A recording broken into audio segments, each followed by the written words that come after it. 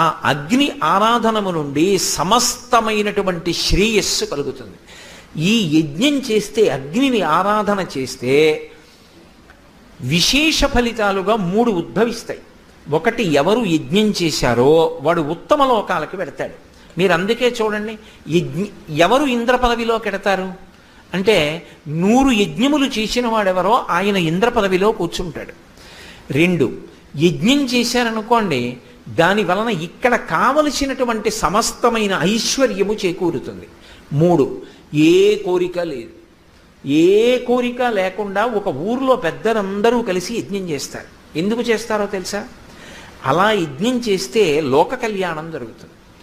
సమృద్ధిగా వర్షాలు పడి పంటలు పండి అందరూ సంతోషంగా ఉంటారు.